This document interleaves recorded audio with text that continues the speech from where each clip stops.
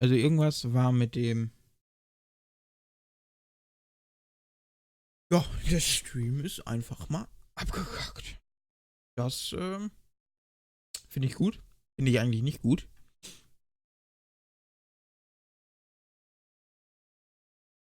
Weil irgendwie. Ja, möchte ich entfernen.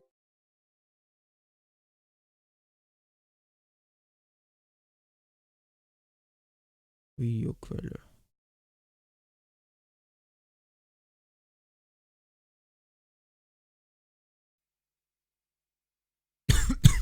Jetzt. So.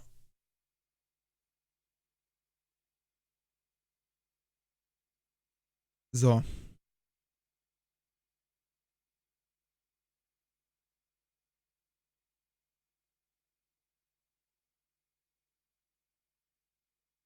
Da, ja. Ich hoffe, ihr seid alle wieder da.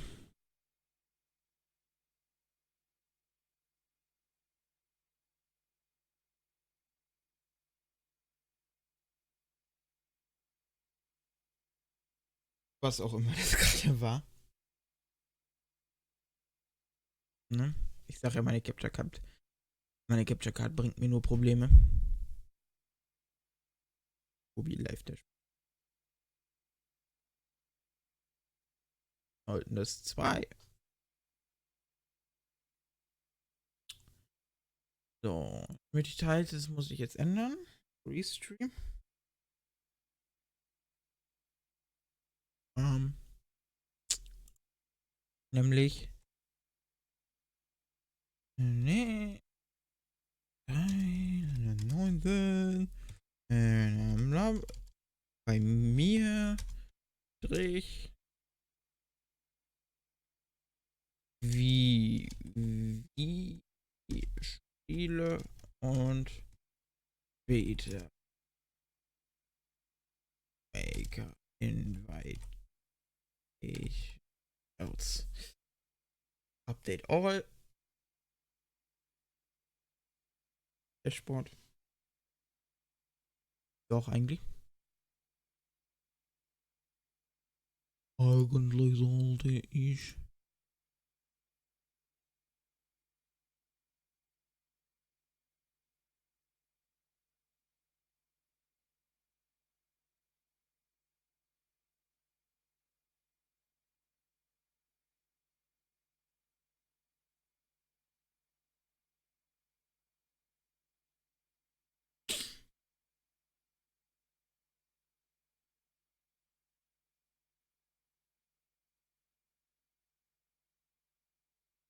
Ja.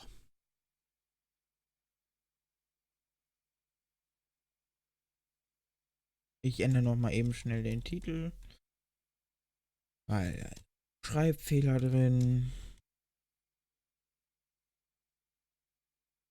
So. Wie Spiele und später Mario Maker Invitationals. Zack. Ja, jetzt sollte eigentlich alles laufen. Tim sollte jetzt auch da sein. Hallo Tim. Ja, jetzt sollte alles laufen. Also ich sag nochmal, irgendwie, ich wollte bei Restream gerade die Capture Card einblenden in den Stream und dann ist mir Streamlabs abgestürzt, also mein Stream-Programm. Und dann ist natürlich der Stream abgebrochen. Geil. Fand ich super. Eigentlich nicht. Eigentlich nicht.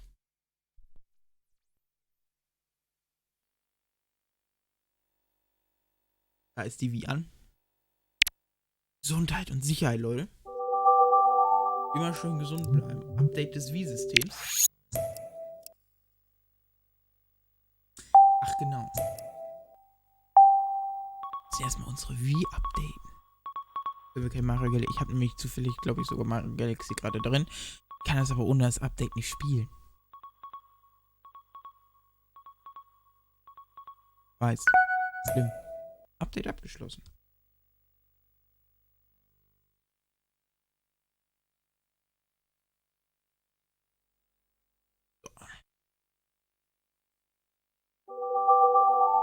Da ist sie. Geile wie.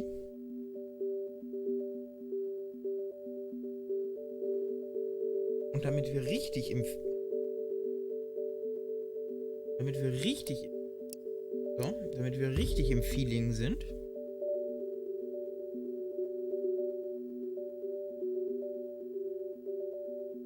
Tue ich mir die Handschlaufe auf. So. Ist jetzt die Maus, also der Cursor. Hallo. Ach, da. Okay. Super Mario Galaxy! Galaxie. Es ist quasi Outer Space.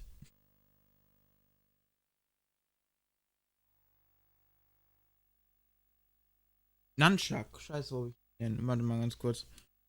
Wo ist der Nunchuck?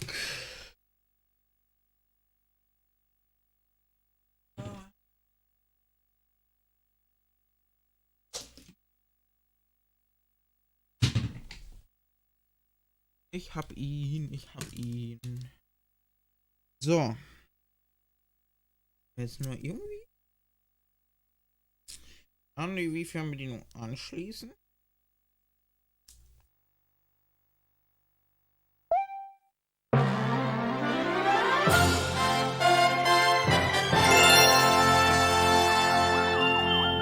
ich habe hier schon eine Speicherdatei.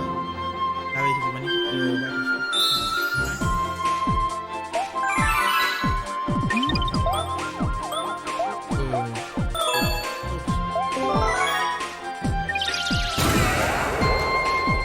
So. Jetzt solltet ihr einen ziemlich lauten Ton haben. Da werde ich jetzt aber einfach mal entgegenwirken.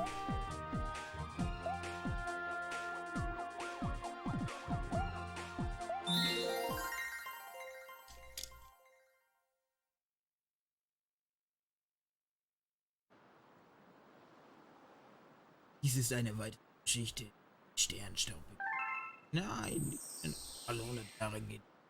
Und nachher glitzernder Sternstaub über dem friedlichen Pilzkönig. Heute ist es wieder soweit. Wie besonders. Dear Mario. Lieber Mario, wie wäre es mit einem Stück Kuchen, während wir den Sternenhimmel beobachten? Das wird bestimmt nicht schief gehen. Ich warte im Schloss auf dich, deine Peach. Ja, habe ich jetzt schon. Habe ich schon.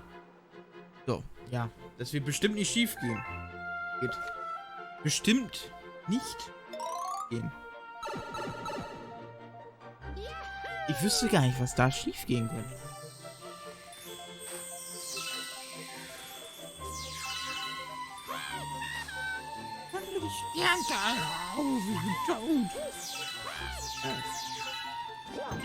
Ich hasse die Motion-Steuerung übrigens. Ich habe mich lange davon abgehalten, dass ich irgendwas mit Mario Galaxy oder irgendein anderes Wii-Spiel. Weil alle Wii-Spiele sind einfach schrecklich. Ich glaube, es ist immer noch sehr laut. So, ich glaube, jetzt sollte es leise genug sein. Ja, wie gesagt, Motion-Steuerung finde ich nicht so geil. Ein Boomer. Ja.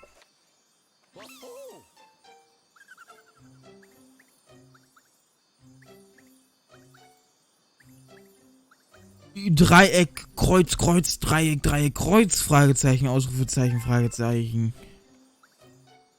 Dieser sonderbare kleine Geselle sieht verwirrt aus. Nein, ob er sich verlaufen hat? Hoffentlich nicht. Oh, wie schön. Mario ist ihm sympathisch. Das ist gut.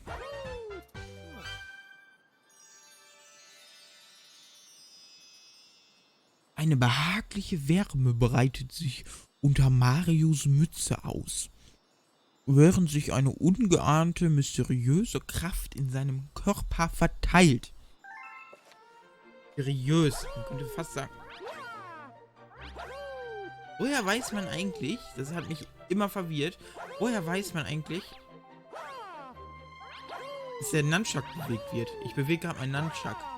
Woher weiß er das eigentlich? Keine Ahnung. Läuft's.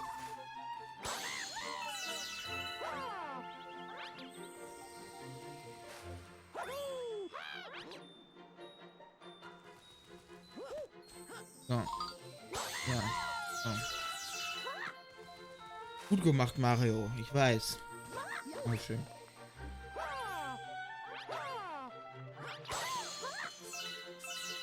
Ich bin einfach der Mario-Profi. Der Mario-Profi bin ich.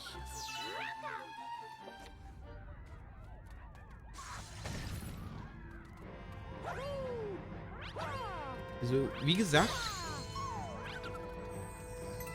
was kann da schon schief gehen? Und ich sehe nichts, was da schief gehen könnte. Also, hier ist alles normal.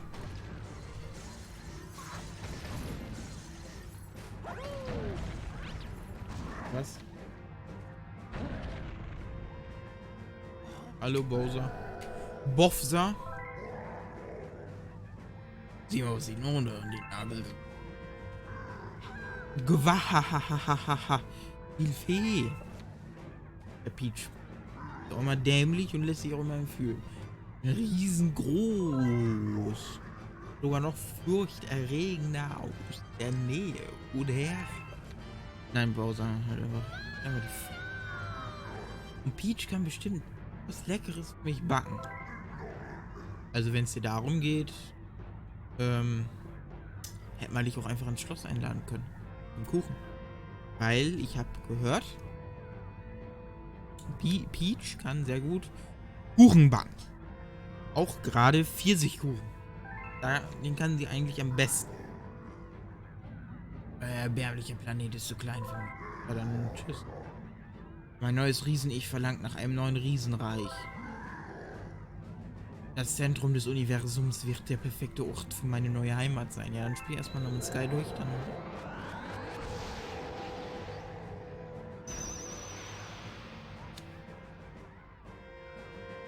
Da stehen.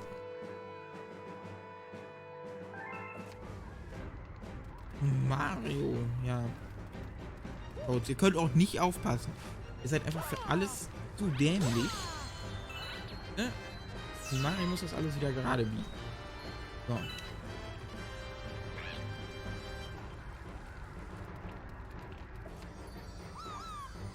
Da sind 2 weitere fette Sterne.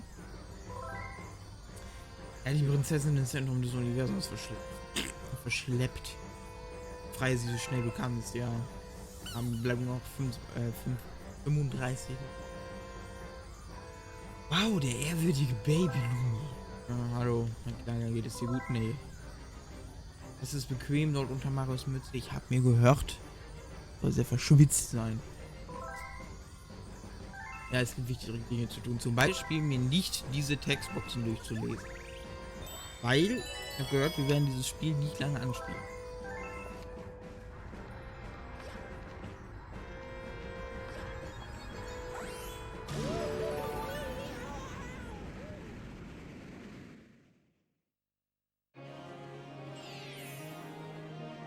Hochgartengalaxie. Dino Piranha Juniors Schleudertrauma.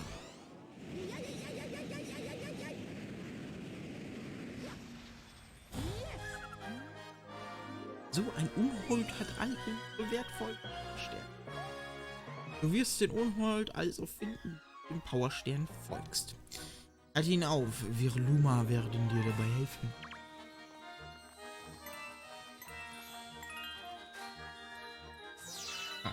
Also Motion-Steuerung bin ich kein Fan von. Kein Fan von. Und irgendwie sehen die Goombas auch komisch aus. Kein Fan von Motion-Steuerung.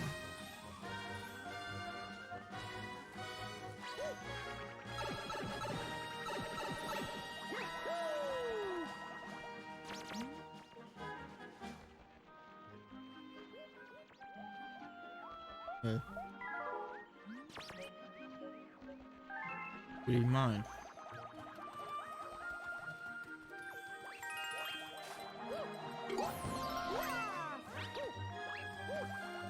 Na. Och, Alter. Ich möchte auf diesen Goomba springen. sterbe ich da gerade bei. Weißt du was?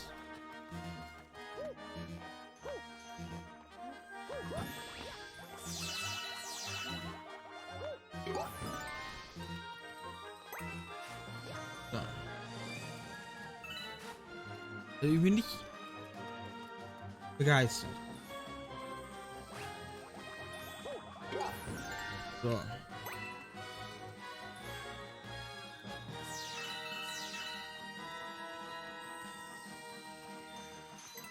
Ich bin nicht begeistert. Ich rede gerade übrigens Sinn, aber ich mich gerade voll konzentrieren muss, weil diese Motion-Steuerung. Ach, was halt. Effekt war die wie? Achso. Hier entlang. Tschüss.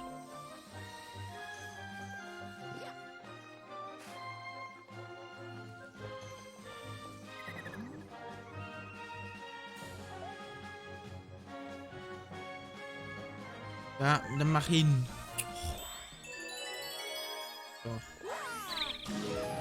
So.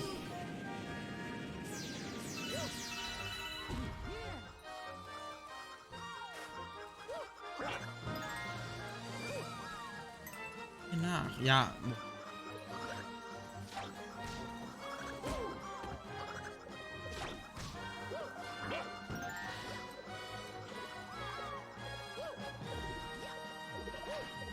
So.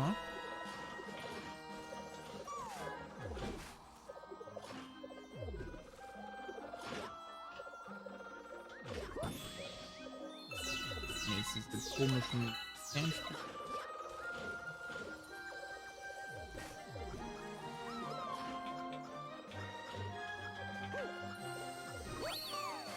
Oh, eine Fragezeichen, Mensch.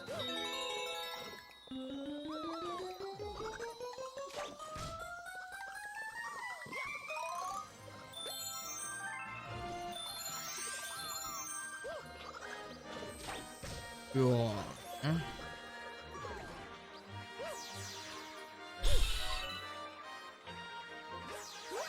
Alles schütteln. Irgendjemand schütteln, ey. Alles muss man schütteln. Ist das eigentlich noch zu laut? Weil ich höre das gerade über meinen PC-Bildschirm. Und nicht über Stream jetzt.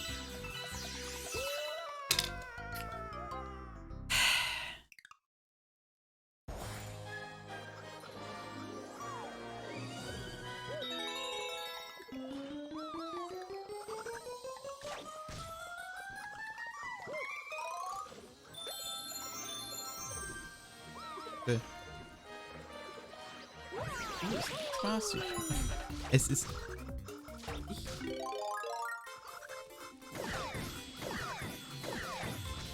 Motion-Steuerung nicht mehr.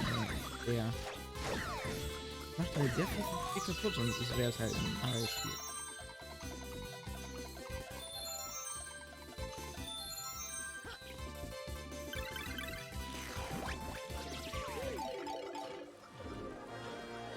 Ich würde sagen, Mario Galaxy sind die besten Mario-Spiele, würde ich nicht behaupten. Würde ich nicht behaupten.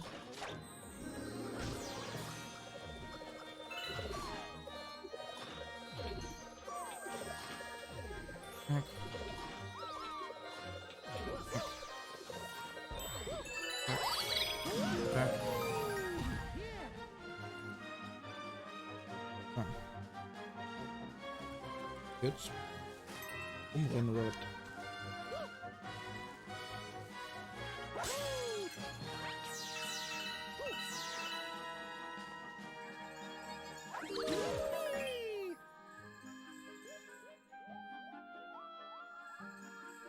Aschen. Alter. Wii Sports? Wii Sports habe ich, Wii Sports Resort habe ich nicht. Aber ich habe Wii Sports, ja. Natürlich habe ich. Was ist das für eine Frage?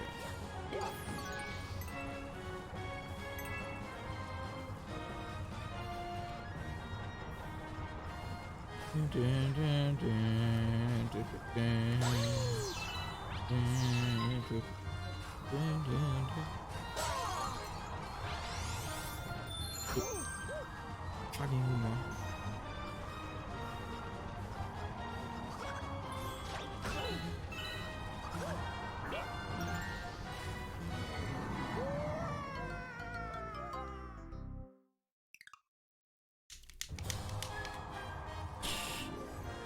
Wisst ihr was?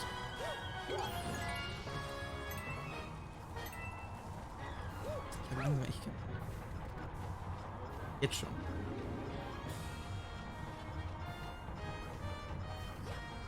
Das ist schon.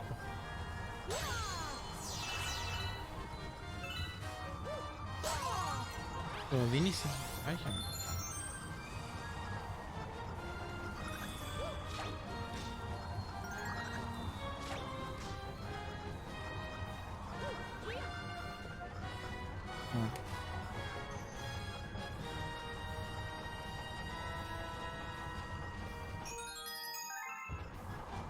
Kometen.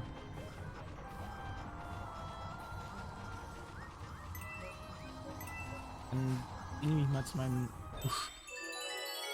Ja, eine Runde Bowling. Wir können mal eine Runde Golf. Wird schlecht hier. Aber Bowling? Kann man machen.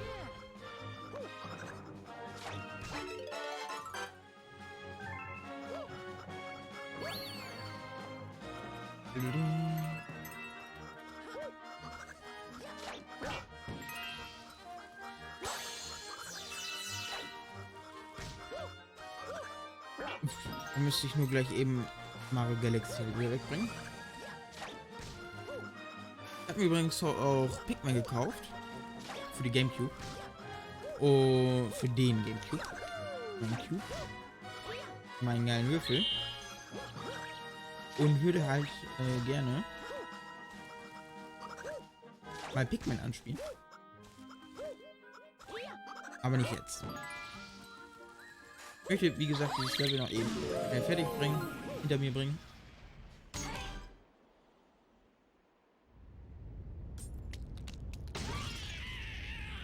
E.T. Piranha Junior. Also Mutant Piranha, glaube ich, im Deutschen. Die Piranha-Pflanze. Lustig.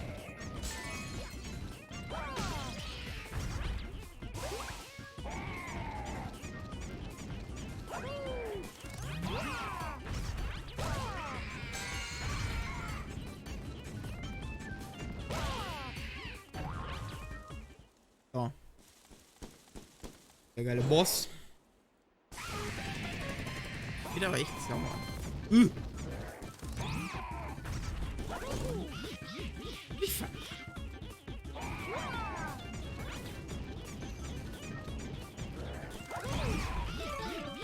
Hallo?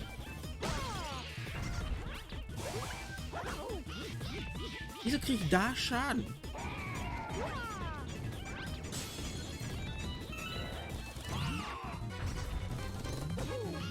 Alter, dreh dich doch nicht um. Mario Galaxy, gar nicht mal so gut. Das war sehr knapp.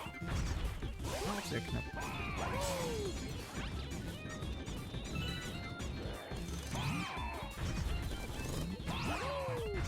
Ich hab den bisher noch nicht einmal getroffen.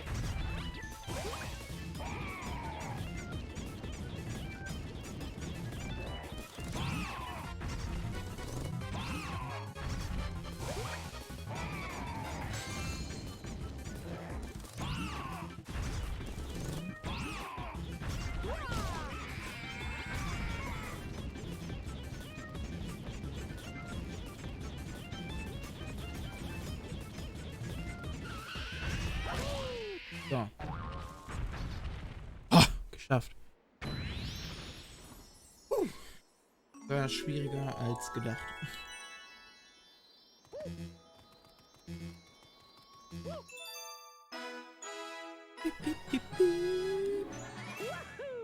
Wahoo.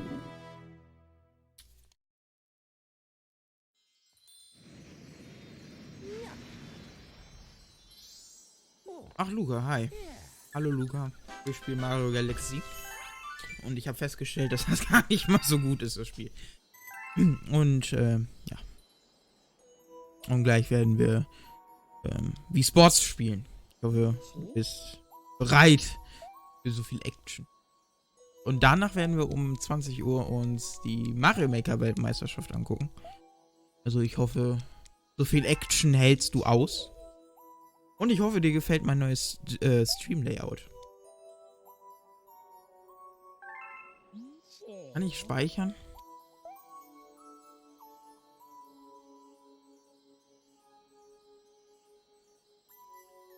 Noch warten? Also, ja gut. Tim, dann werden wir irgendwann die Tage, während die E3 ist ja noch lang genug, werden wir irgendwann die Tage nochmal wie Spot spielen, wenn die Zeit ist. Ich werde jetzt es lohnt sich eh nicht für nicht mal mehr 20 Minuten.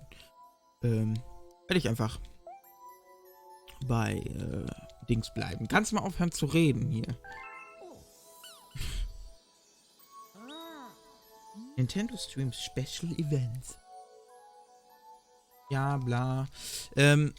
Ich möchte speichern. Meine. Ja, ich bin nach das. Ja. Ja, bla. Ja, das stimmt. Das Spiel macht mich übrigens aggressiv. Ich hasse Motion-Steuerung von der Wii. Nicht toll.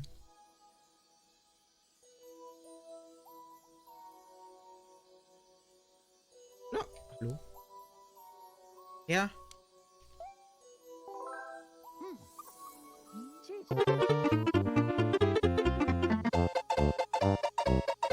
Yes.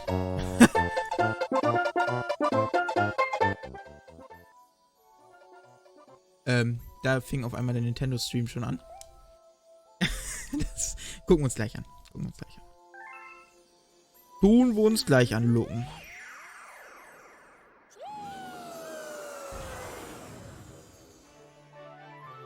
Sieht aus wie Mario.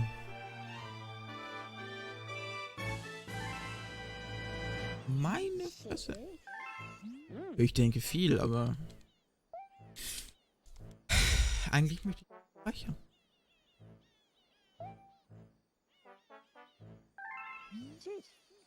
Ich erinnere nicht zum wir sind Steuermann. Wir haben einen Zuschauer auf Twitch. Mann. Hallo. Wahrscheinlich Luca.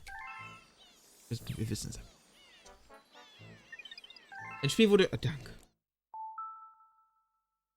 Wo ist der Cursor? Cursor. Hallo. Ich würde dich gerne nutzen. So. Menü.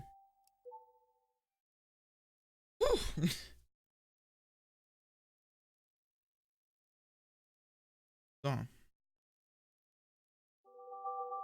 Oh. So. Dann würde ich die Wii gerne jetzt ausmachen.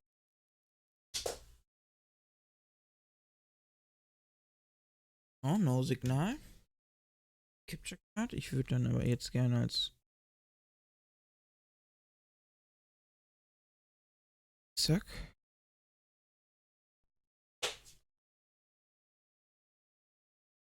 Zwei Zuschauer auf Ding. Ist ja was. So. Genau. Hallo an alle erstmal. Video Capture Device ausmachen. Wir schauen uns die Dings an. Und ja. Gucken. Je nachdem wie die Zeit ist. Können wir mal Sachen machen. Das können wir wieder ausmachen. Da können wir eigentlich ganz leise Musik anmachen. Jetzt, wo die Zeit ist, können wir mal drüber sprechen. Weil wir sind ja jetzt quasi bei Nintendo. Auch wenn die Direct von Nintendo ja natürlich erst Dienstag ist, ne? Also, falls ihr keine Mario Maker Invitationals, Splatoon 2 World Championships und so sehen wollt, müsst ihr bis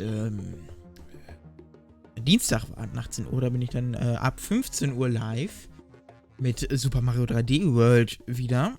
Und ja, gucken wir uns die Direct an. Jetzt ist aber, weil wir gerade bei Nintendo sind, sind wir auf der richtigen Seite. Was ich mir dann denke, was Nintendo dann zeigen wird auf der... Ist das der deutsche Nintendo-Kanal? Ja, Nintendo.de. Naja gut, auf jeden Fall, ja. Was wird Nintendo auf der E3 zeigen?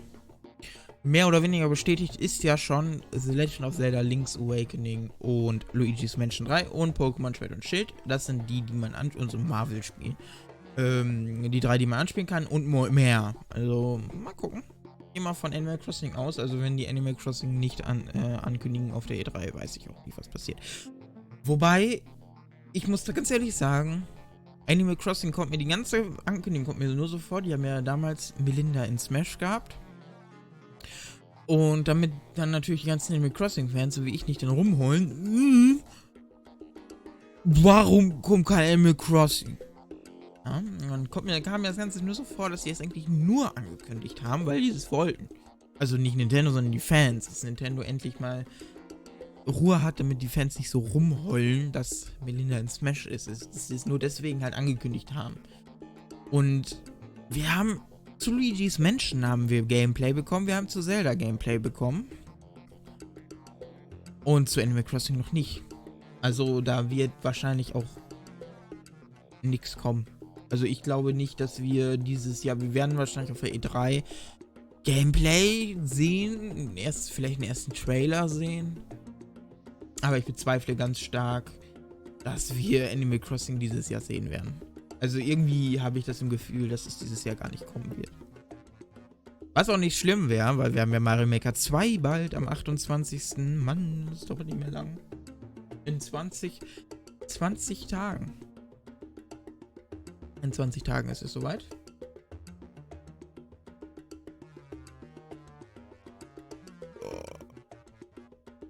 Und Mario Maker Invitational gibt es ein paar Regeln. 4 Leute treten dann gegeneinander an. Also die sind wirklich, die Invitationals sind nicht groß. Der World Championships und so sind ein paar größere Veranstaltungen.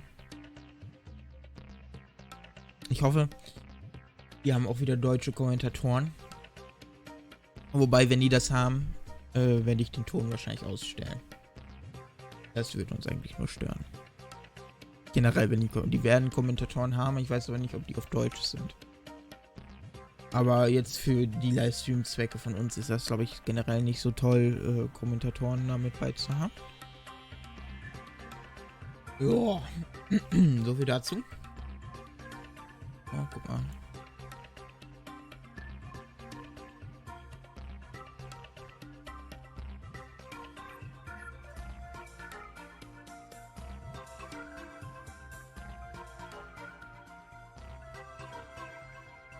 Nintendo Stream Sword und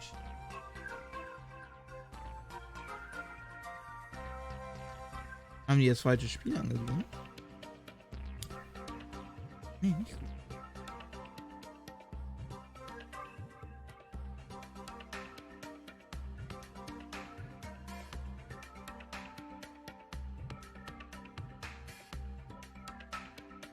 Ist denn überhaupt noch alles da?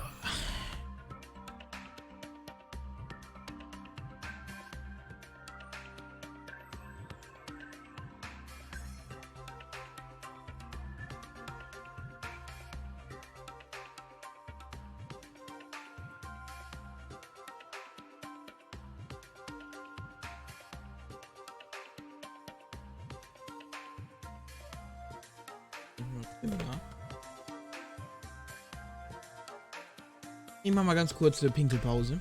Da werde ich jetzt mal ganz ganz Cooles machen. Text. So. Pinkelpause. Das ist nämlich ziemlich lustig. Habe ich mir sagen lassen. Kurze Pause.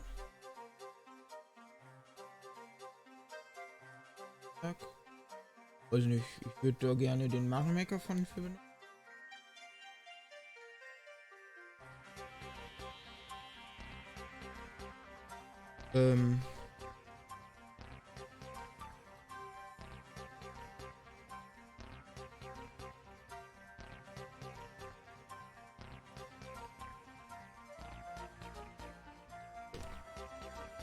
Mario Maker. Kurze Pause. Ja, vielleicht andere Farbe. Schwarz finde ich ganz gut. So.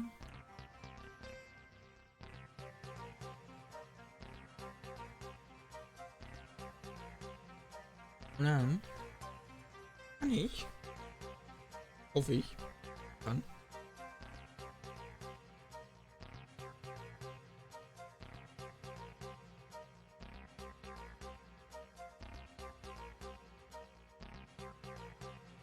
Ähm.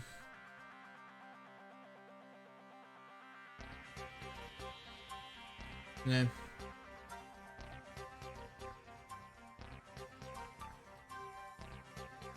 Ne, gut. Kurze Pause, bin gleich wieder da. Bis gleich.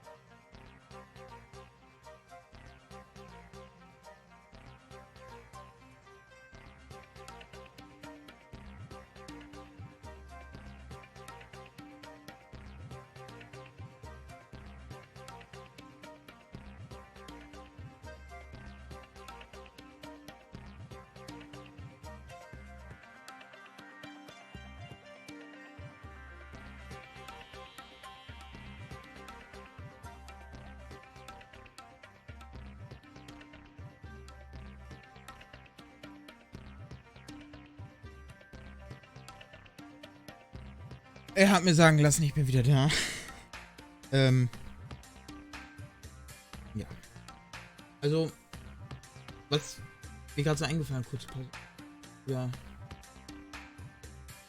Was mir gerade so eingefallen ist, wenn ihr euch mal anguckt. Ich bin ja nicht schlecht im Videospiel. Ich bin nicht gut, ich bin aber auch nicht schlecht. Ich bin so ein Casual. Wenn man sich dann anguckt, ich habe mir auch letztens den European Smash Ball angeguckt, wo er Deutschland gewonnen hat. Und, jetzt los? Sind wir nicht mehr online? Sag nicht, wir sind nicht mehr online. Warte mal, jetzt gucken wir live hier, ob ich noch online bin.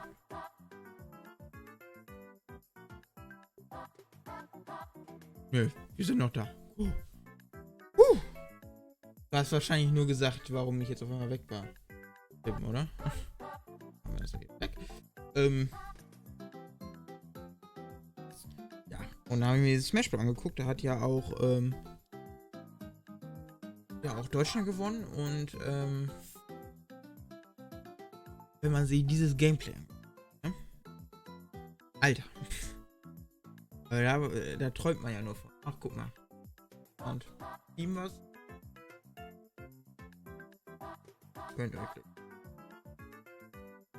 Und auch Mario Maker. Die spielen da ja Random Level. Ich glaube nicht, dass die vorgegebene Level spielen, die schon kennen. Das heißt, sie spielen da Random Level, die nicht kennen. Dann denkt man sich einfach nur, what? So heftig. Dann guckt man selber an und denkt sich, hä? Ich bin schlecht in Mario World. Und andere spielen Kaiserhex. Das ist ja. Das bleibt mir bis heute ein Rätsel.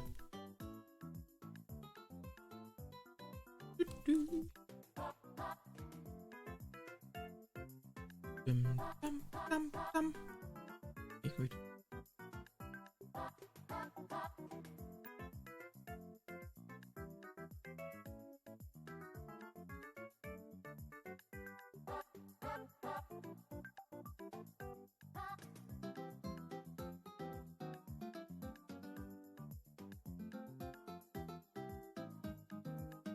Ja, könnte man aufhören. Kannst du jetzt mal aufhören? Och. Jetzt sehe ich's, ey. So.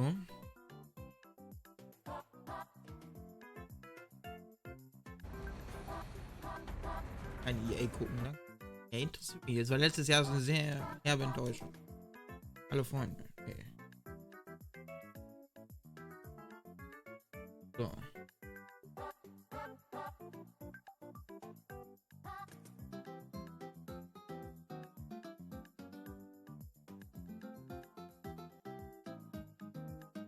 So. Ja, ich bin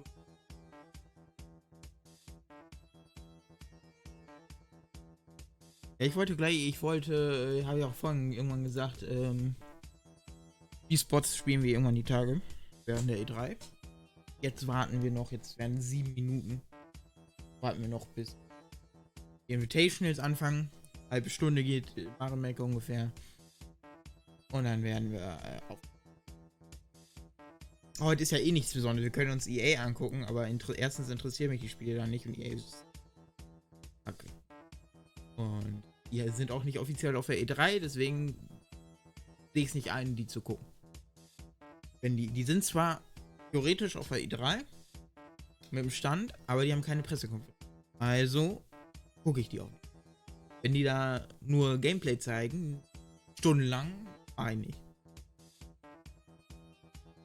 Genauso wie Sony. Die machen zwar gar nichts, aber dann werden die auch nicht geguckt. Oder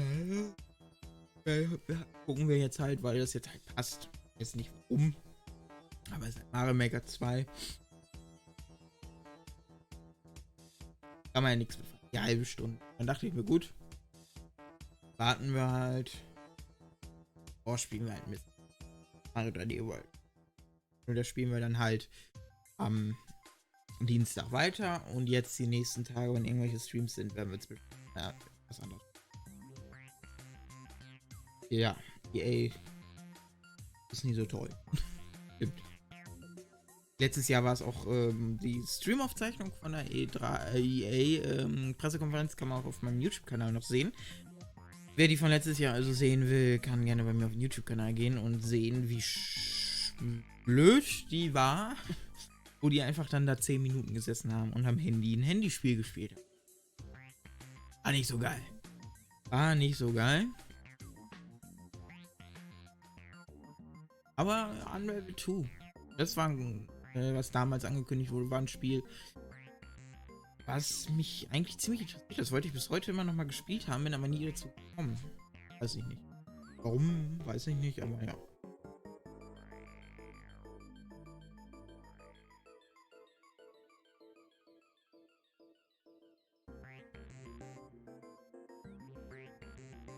So.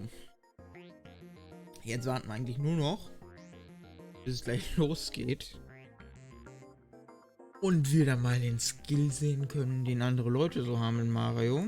Und wir die beneiden können, warum ich nicht gut bin.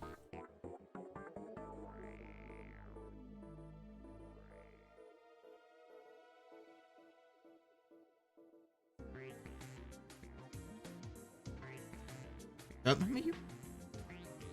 So. Hört man mich? Ja, so. Man hört mich. Ich habe aber die Mikrofonempfindlichkeit ein bisschen hochgestellt. So. Stell die einfach mal ein bisschen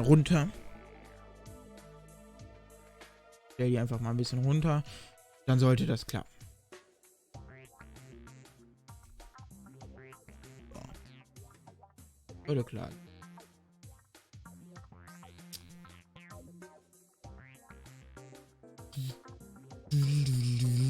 Sechster, 8.6. Livestream beginnt 2 Uhr nachts. Ja. Eastern Time. 2 p.m. Eastern Time.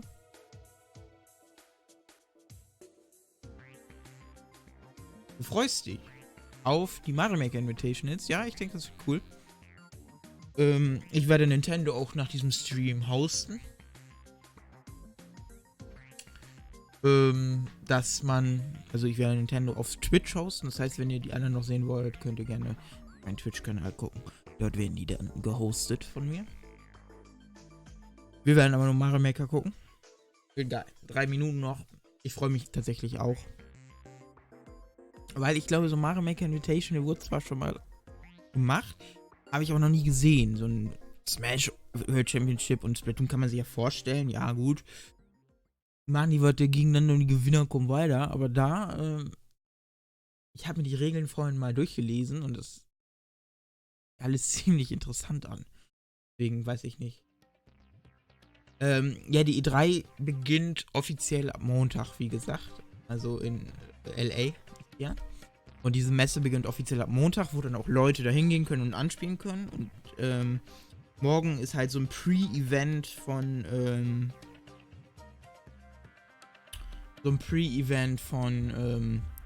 Xbox, das Media Briefing. Ich habe das noch nie gesehen. Es gehört aber irgendwie auch zur E3 dazu, dass die da irgendwie Sachen besprechen oder so. Und das ist morgen. Also morgen theoretisch noch nicht großartig was, halt nur dieses Xbox Media Briefing. Ab Montag geht's dann aber richtig los. Wie gesagt, abends 4 Pressekonferenzen direkt hintereinander und dienstags dann auch noch Square Enix und Nintendo und da ist ein bisschen was. Und dann natürlich nach der Nintendo Direct auch noch bis Donnerstag geht dann die E3 nach der Direct auch noch Treehouse, wo die dann Spiele anspielen und kommentieren und so. Also man kann sehr viel schauen auf der E3. Ja. Das heute ist quasi so ein Pre-Event, auch in Los Angeles, aber halt, es wurde bisher jedes Jahr ausgeführt, die World Championships in Smash und Splatoon. Und halt jedes Jahr bisher gemacht. Und das sind halt die Gewinner der jeweiligen, jeder Kontinent hatte vorher vor ein, 2 Monaten auch einen eigenen Smash Ball, wie gesagt. Und in Europa hat halt Deutschland gewonnen. Die Gewinner halt von diesem kontinentalen Dings kommen dann halt in die World Championships weiter und da der Gewinner da halt ist dann halt Gewinner. Ja. Und Mario Maker Invitational sind anscheinend 4 ziemlich bekannte Mario Maker. Und die Zeiten kannst du auf Twitch nachgucken. Also die meisten sind relativ human abends. Es gibt aber auch also Square Enix und Bethesda ist Montagnacht, also von Sonntag auf Montag um 3. Und Square Enix ist Dienstagnacht, also von Montag auf Dienstag auch um 3. Also die beiden sind sehr spät. Ansonsten ist danach die späteste um 0 Uhr, die anfängt. Also es ist noch human. Also es geht noch. Gut. Jetzt geht's los. Glaube ich. Hoffe ich. Qualität. Geil. Und HD, danke.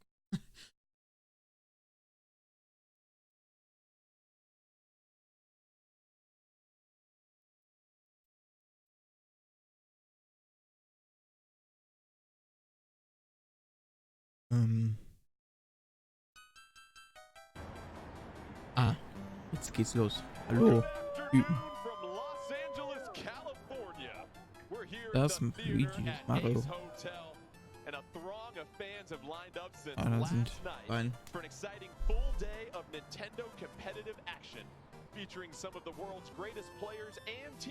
Kann ich nicht verstehen.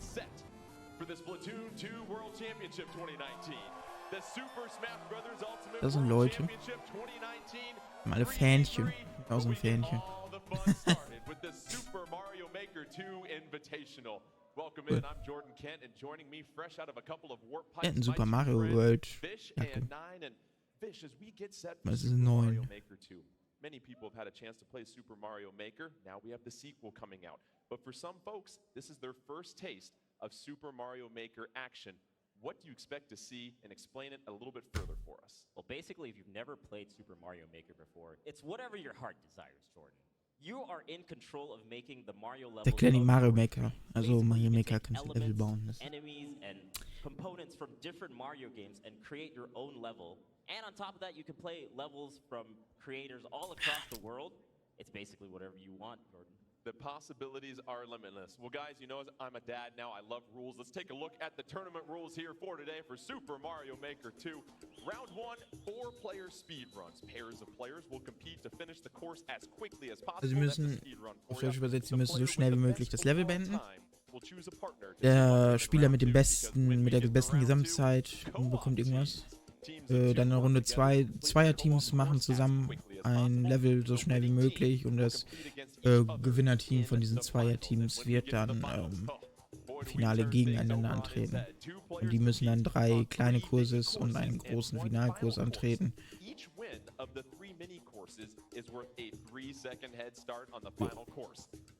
Grob gesagt, der Gewinner davon hat gewonnen. Super Mario Maker 2 Invitational Champion. And 9, We'll get a chance to meet our 4 competitors here shortly, 4 players that are very well versed in the Mario universe. However, when you get set to play Super Mario Maker 2 for the first time, you've never seen these levels before. How do you approach it? What's the strategy as you get set for these courses? Easy way to describe it is instincts versus analysis. You're not going to get through these levels in one try. I don't think anyone's that good. They might prove me wrong, but it's really a matter of adapting to what's on the screen. Do you throw yourself Mal right at losgehen. it and learn by Etwas messing up? lauter. Or do you instead Ähm. take a little bit, spend 30 seconds here to save yourself a So. minute down the line? We'll talk about that theme of risk versus reward all throughout the competition. And Vish, handling the different physics of the different Mario genres, you're going to be controlling a Mario from one universe as you handle obstacles and traps that maybe appeared in a different Mario universe. How do these players adapt to all the physics they're going to be handling? Yeah, I think it really comes down to experience at the end of the day. Like, if you're well versed in all the Mario games that are here in Mario Maker 2, you're going to have an easier time dealing with all the objectives and enemies on the fly, right? Like, you're going to be speedrunning it, so you don't have that much time to adapt and react. So your experience is really going to come in the clutch, in these clutch moments. And these courses are going to be very exciting. They were designed by our good friends at Nintendo Treehouse. We know they have been done with care and love as well, too. A lot of emotion put into these courses. But let's go ahead and take a moment to meet our 4 competitors in the Super Mario Jetzt Maker werden die 2 vier Invitational 2019. vorgestellt. Gucken wir mal, wer das So ist. what's going through your mind while you're playing? Well, Kenne ich alle nicht. Hab ich noch nie gesehen.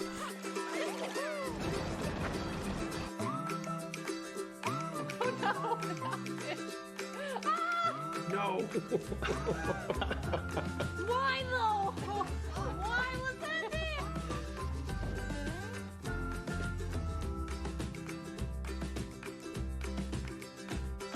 Ja, ich auch. Die fand ich auch ziemlich cool. Diese Glasscheiben, ne? so what's going through your mind while you're playing? It's complicated. Oh, 4 terrific speedrunners that have had plenty of experience in the Mario universe. You see the completionists, Abdallah, the Dragon Feeny, and Yellow Killer Bee. And 9, we were having some breakfast earlier. We chatted with them. They're excited for this. They feel like there's a clear favorite amongst the Geht's so 4 of them, schlecht bei though. denen? Yes, oder they do. was? 3 of the 4 selected Dragon Feeny as the favorite. The one who did not was Dragon Feeny herself, ever the Hi humble Robin, competitor. kommst ja but richtig that pünktlich first round is gonna be zur really important Mario because Maker whoever 2 wins that is going to Invitationals. get to choose their partner, Kannst mal and it might sehen, be wenn Dragon Leute Skill haben und das And Vish, spielen. we were highlighting some of the new Gucken uns features das an. in Es Super geht eine halbe Mario Maker Stunde. 2 as opposed to Super Also nicht Mario lang. Maker. What are Aber some hallo, things Robin. we might possibly see as these Alter, players guck see the dich an. courses for their very first time? Well, the big thing is there's a new game mode. Like, there's a whole new game type with Mario 3D World. So you might see a Meowser, you might see Cat Mario. There's all sorts of new contraptions in the fray for this new Das Mario sieht ziemlich Maker. dumm aus. Aside from that, you have things like slopes, you have things like parachutes hätte gern that solche are Nintendo just going to Kopfhörer. add a new little element of surprise. And these players are going to have to deal with that on the fly while getting their best time possible. It's going to be a fun ride. Well, as you look at Abdallah and the completionists, you'll der notice hat einen that Block. they've got face masks on. They've got noise-canceling headphones on. Oh, look at that. That's just a holiday card right there. Bestest buddies. It's okay. You can smile, completionists. You're here having fun right now. He can't hear me. Those work very well. I like that. So they obviously won't get a chance to be a couple of sneaky sneaks and see the level as it gets played. But as we get set for Yellow Killer Bee and the Dragon Feeny to take place here, we mentioned those new features and that risk reward as far as how fast you want to go die sind through this 9 versus maybe I dip my toe in the pool rather than take a cannonball because I'm not sure what's coming next. And it's all about creativity too and adapting Lass uns on the mal fly. losgehen. As a couple of you have said, you can take maybe one path and try it a certain Also way. kurz über Maybe die that doesn't Switch. work. So the second time you might try it again, but that third time, Da kannst du fool me aufhören, once, shame on you. Assassin's Creed Fool me Odyssey twice, zu shame spielen. on Das me. wird Fool me eingeblendet 3 im times. Stream. You Dankeschön. got to change the game plan a little bit. And Vish, it's one thing when you're back in the comfy confines of your living room or your Ich sollte bedroom vielleicht playing einfach this eine game Steam and getting a schließen, chance to aber hit the reset button wäre and zu struggle, einfach. but you're on a big stage here right now. We've got a fantastic audience in the crowd getting set to watch this. We've got a lot of people watching this and through the stream and everything as well too. The nerves Weil that die might be Switch, ja, going through these YouTube über die players Switch real ist tatsächlich quick ziemlich here. cool. Yeah, I mean, it is a big stage like you Weil ich die mentioned, hinstellen and kann. it's the first time that we're seeing Nicht so Super wie mein Mario Handy, Maker und 2 dann ist in das a irgendwie stage daneben. like this.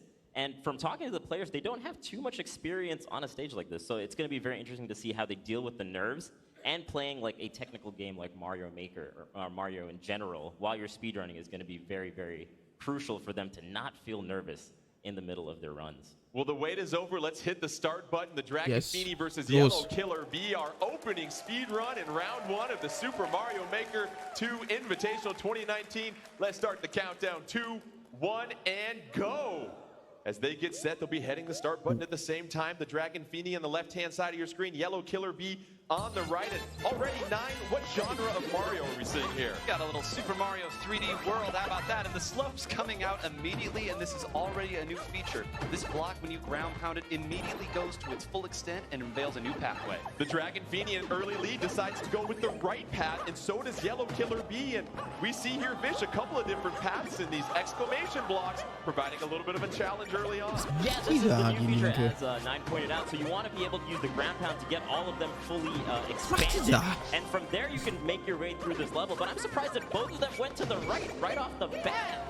And definitely a little bit of a lead for Yellow Killer Bee, but I wonder how she's going to traverse through the rest of the stage now. Yellow Killer Bee buzzing her way up towards the top. The Dragon Feeny trying to get a couple of those wall jumps. And the Yellow Killer Bee into the tube early on. And 9, here we go. Our first look at the car. Go ahead, strap in your seatbelt and get ready for some fun here. Well, I think I've seen this before. The bounce and going all the way up here. This is all about conserving your momentum. The trick in this segment of the level is you can't mess up because you don't get a chance to build speed a second time. Yellow Killer Bee driving underneath the thumb. Oh, no, a couple of Ich glaube, da hat einer has to make a U-turn to go back into Mit traffic. dem niemanden Meanwhile, the ansprechen, Dragon ja. Feeny on your left-hand side still trying to navigate those exclamation blocks. And Yellow Killer Bee, a little collision coverage right there. She bumps into the spikes, looking for the exclamation block, and she's on to the next part here.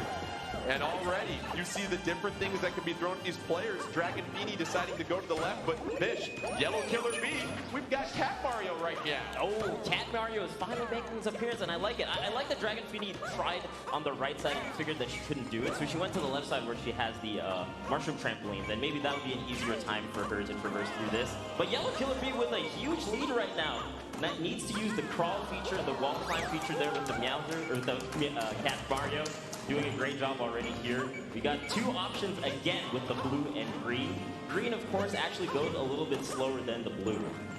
And 9, Yellow Killer Bee, she's not kidding around. You have to make sure that you handle these moving blocks, and those springs can throw players off quite a bit. When we talked to them prior to this, they said the one obstacle they don't like are springs. It was a universal answer that they don't like. And you see that Yellow Killer Bee right now is trying to use wall jumps and stay ahead of that platform. But you got to be careful as you're making the jump. I think she's starting to figure it out here. The combination of the climb as well as the wall jumps might get her off, and that's another level clear. Yellow Killer Bee scratching her way to the top, sees the tube at this point, and Yellow Killer Bee continues to extend her lead. Fish, we've already seen a variety of obstacles. More springs coming up here. Yellow Killer Bee trying to go on the treadmill. A couple of treadmills up in the air, though. I wonder if those coins should lead her there, Fish. Right, yeah. It feels like you want to follow the coins typically when you see these kind of levels, and the arrows specifically. The on-off switch is a new feature here in this Mario Maker 2, which actually turns the directions of the conveyor belts. And Yellow Killer Bee makes it all the way to the finish line. Buzz, buzz, buzz. Yellow Killer Bee, the first one to cross the finish line. Impressive right there. Dragon Feeny will have 30 seconds left to finish up the level. We see already these alternating pink and blue blocks. You have to have a lot of really precise timing with this here, 9. Yep, you saw right there. If you don't get the jump off, Ich glaube, die hat right time, verkackt. you will Ich glaube, fall das through. schafft die And that's nicht. the difference between this left and right side. This is more timing based, whereas that right side was about identifying which block you had to use. Okay. Dragon Feeny avoiding some thwomps right there, hopping on top of those happy clouds, getting inside the tube. Yellow Killer Bee, meanwhile, just sitting back, chilling. She already crossed the goal. An impressive job by our first 2 speedrunners handling that. And as we said, Vish, it's all about learning with the obstacles and adapting. And we saw that especially with Yellow Killer Bee as Cat Mario on that green moving platform. It seemed like she finally found her rhythm after a couple of tries. Right. Yeah, it really is all about using the climb, I think, with Cat Mario, because you can go just a little bit higher and then from there jump to the next area and then do your wall jumps and whatnot. But I think it was very interesting that Dragon Feeny was stuck in that one area between the 2 different ways that she could have gone. And I think maybe if she had gone back to the mushroom trampoline a little bit earlier. So, die gerade verkackt hat, das wäre so ich gewesen. And 9, those exclamation blocks are Und die very rechte Seite, tricky, die especially andere when you're trying wären to so wall alle jump. anderen Because some of gewesen. those blocks you have to hit, others, they're not going to Weil really ich help weiß you nicht, out ob too man much. das weiß, And weil ich again, bin echt nicht sometimes gut im finding Mario. out which of the blocks you need to hit is Also almost generell a Mario luck-based spielen. thing, and not Mario all of Maker those 2 weiß blocks ich ja are nicht, weil created ich ja noch equal. nie And gespielt. really, I think that the most important part is identifying which of the blocks are nice, so if you do fall, you can make it back up without losing too much time. And you look at the pacing as well too, Vish. It seemed like Jetzt they ergibt weren't es really natürlich auch hitting the Sinn, warum brakes die too nicht much. A sehen nice little durften, was rhythm, sie but they spielen, weil die also spielen didn't jetzt get das gleiche themselves in too Level. much trouble by going too fast. Right. I think that's going to be the risk and reward that we're talking about a little bit. Because if you go all the way just holding right the entire time, there's going to be little traps and whatnot that could set you back. You might save 5 seconds, but lose 30 seconds in the long run. So I think just being a little cautious goes a long way in the end. The Dragon Feeney and Yellow Killer B, our first 2 participants. Yellow Killer B crossing the finish line first. We'll get her official time for you here shortly to see what Abdallah and the completionists have to get if they want to be in first place. Don't forget, the winner of our opening round gets to choose their teammate for round 2. And this is where a little gamemanship comes in here, Nine, because you have to ask yourself, do I pick the strongest person to help me out in the second round, meaning I have a stronger opponent in the finals, or do I maybe pick somebody that struggled a little bit and maybe make my path in the finals that much easier? Well, I've heard that some competitors might be maybe not trying 100% here in the early rounds just to make sure that they can throw people off here. So I think the games have already started, but you laid it out perfectly there. Are you assuming that you can get through that second round with a lesser teammate, or do you want to get there and let the championship round decide itself? All right, let's get set for our next speed run here between Abdallah and the completionist here as they get set for the same level we just saw. They haven't seen it yet. They were blindfolded and had the noise-canceling headphones on. They're excited. They're ready to roll. The crowd is hyped up. Here we go. Let's take another look at this first course in Super Mario Maker 2 as part of our Invitational. Let's get the countdown rolling here in just one moment. And off we go. Both players hitting start at the same time because they exercise good sportsmanship. That's what we like to see. And we saw earlier, there's a big blooper that comes out of the top question block, but we've got the completionist. He's trying to complete the level already, Fish. It's all about the speed here, rather. Right. He wants to make sure he hits all the little blocks as soon as he can, but he gets a little power up that the other players kind of avoided because they're going for the speedrun aspect, right? They're just trying to power through it. And again, both players going for the right side. And that's what we see right here, Nine, taking that exclamation point. Maybe it's the big yellow blocks that Ich glaube, die haben alle ziemliche Probleme mit dem neuen Game-Style, weil das Thema vorher nicht gab. Ich glaube, das ist das Problem, was die da alle haben. It is, and one more block we saw. This takes you almost right up. Can he complete the whole jump? Can he salvage this? It looks like he is. Great spin all the way through. What a fantastic save there by the completion. Ja, der richtig abholt. The aerial acrobatics to find himself in the cart portion at this point. And as you said, very precise jumps needed during this part if you want to avoid an accident. Those springs already trying to deter the completionist. And you take a look on the side, on the left-hand side with the completionist, those springs knocking him off. Abdallah, right now on the right-hand side of the screen, doing a great job bouncing off those platforms, Vish. Right. And I like that there's no hesitation from Abdallah's end there, because if you hesitate a little bit on this course, you end up actually hitting those springs that we saw earlier there. And Abdallah not jumping also towards the end of that area is actually very clutch, because a lot of players are tricked up by it and they end up jumping a little bit and having to do that entire course. Abdallah moving on to the Cat Mario portion. Meanwhile, the completionist, well, he's just trying to lock some miles. We'll just put it that way. Cat Mario 9, you have to understand different physics can jump a little bit higher. It is, and already going that way. And once again, going over to the green side here. The block on the left side does move a little bit quicker here, so it's a little bit easier if you want to get the speed, but sometimes that means you'll miss it too. That's a good point. The rhythm that comes with being on the left-hand side, a little bit more natural because those blocks move faster, but Vish, Abdallah struggling just a little bit with the block portion, giving the completionist some time to catch up, but looks like the completionist is just going for a joyride right now. Yeah, definitely. It feels like Abdallah is just trying to remember how to play Cat Mario, because he's doing the glide when he wants to do the wall climb and whatnot, and I think having those split mistakes every so often is really not going to be helpful in clearing a course like this that's very tight in terms of wall jump. Wir haben jetzt aber einen guten Fakt hier bestätigt für Mario Maker. Ich weiß nicht, ob das mittlerweile sowieso schon bestätigt war, aber man kann innerhalb eines Levels einen Game-Style ändern. Weiß nicht, weil ich im ersten Mario Maker ausführen wirklich nehme.